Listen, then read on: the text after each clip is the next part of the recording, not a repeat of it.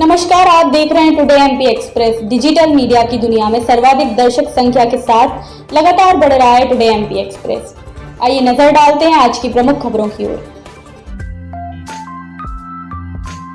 इस कार्यक्रम के सह प्रायोजक हैं सुधामृत दूध एवं मिनरल वाटर महक डेयरी, शिव टॉकीज के पास, बीना। दिन की शुरुआत सच्चाई से, सेहत की शुरुआत सुधामृत दूध से। आपका स्वास्थ्य हमारा संकल्प, सुधामृत दूध। अब आपके शहर में उपलब्ध है सेहत से भरा पानी, 20 लीटर पानी का जार विथ मिनरल्स। हमारा पता है महक डेयरी, शिव टॉकीज के पास, बीना, मध्य प्रदेश। डीलर मनोज रजक।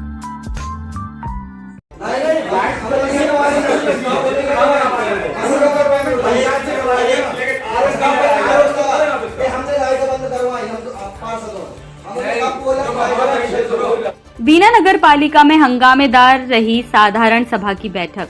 बीते दिवस बीना नगर पालिका की बैठक सभागृह में संपन्न हुई, जिसमें शहर के 25 वार्डों में विभिन्न प्रकार के विकास कार्य स्वीकृत किए गए। बैठक में जल कर 10 रुपए वृद्धि करके कुल 125 रुपए करने का निर्णय लिया गया। वहीं शहर की सफाई एवं जल व्यवस्था के लिए 2 ट्रैक्टर क्रय किए जाने का भी निर्णय लिया गया। बैठक में विधायक महेश राय विशेष रूप से उपस्थित रहे। सभी पार्षदों के वार्डों में बिना किसी पक्षपात के उन्होंने विकास कराने का वादा किया।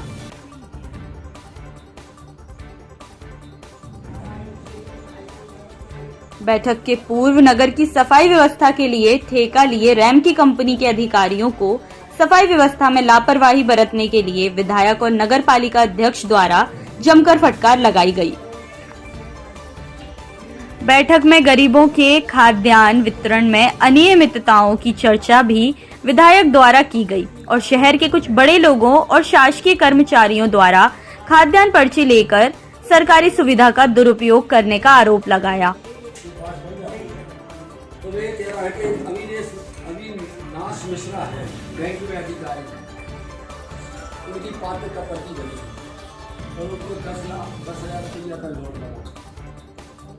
और लिखो और सरला मिश्रा शासकीय शिक्षक है, उत्कृष्ट विद्यालय नंबर 1। सुरेंद्र मिश्रा सेवानिवृत्त कर्मचारी है, महाविद्यालय, जिन्हें 40,000 रुपये पेंशन मिलती है।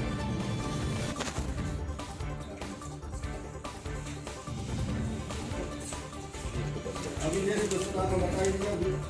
और पत्र विक्रेता का ऋण भी ने लिया है, उन्होंने अभिनेश मिश्रा ने।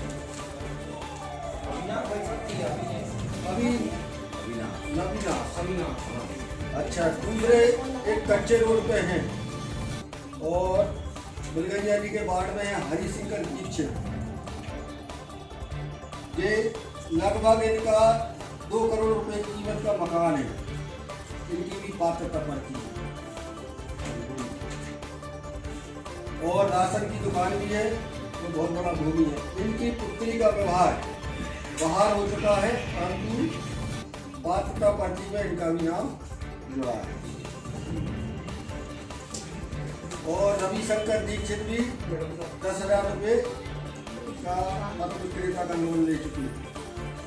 राकेश मिश्रा जो स्वयं का व्यवसाय है और बुक स्टाइल है, ये भी पात्रता भवन है, पात्रता पर्ची, ये भी 10,000 रुपये लिख रहे।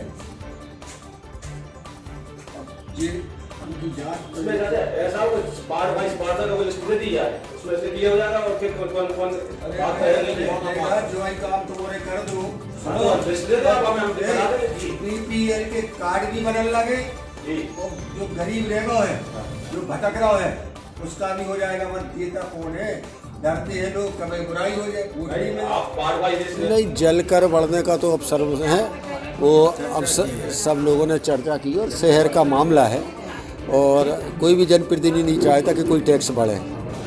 फिर भी जल विभाग पर बहुत खर्चा आता है, बीना नदी से बीना तक पानी लाने में, और उस टैक्स को बढ़ना था पर सर्वसम्मति बनी है, तो लगभग 10 रुपये ही उस पर टैक्स बढ़ाया गया है, जनता पर बोझ नहीं बढ़ाया गया है। साथ में विकास कार्यों पर सब लोगों की सर्वसम्मति थी।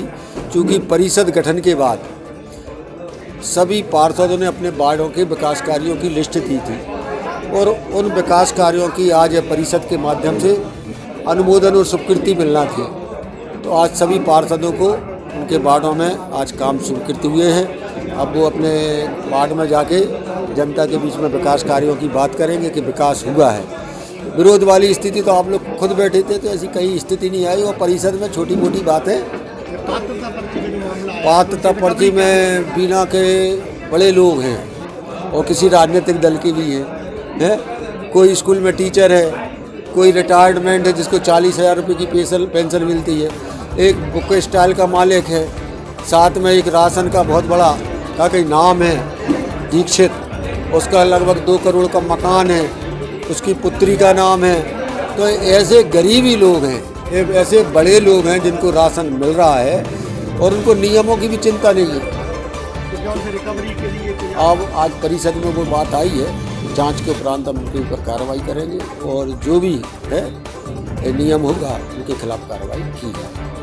और पूछो जी, जो अभी अवैध कॉलोनियों का मुद्दा आया उनको बैठ करने का, इसमें जो 2016 के बाद की कॉलोनी है उन पर क्या निर्णय? अब गाइडलाइन के हिसाब से हम काम कर रहे हैं और साथ में हमने प्रयास किया है कि अवैध कॉलोनियों पर जो विकास शुल्क लिया जाता है उसको एक बड़ी राशि वसूली जाए, जिसमें परिषद की आय में वृद्धि होगी और जब बड़ी राशि मिलेगी तो हम उसमें विकास भी करा सकेंगे।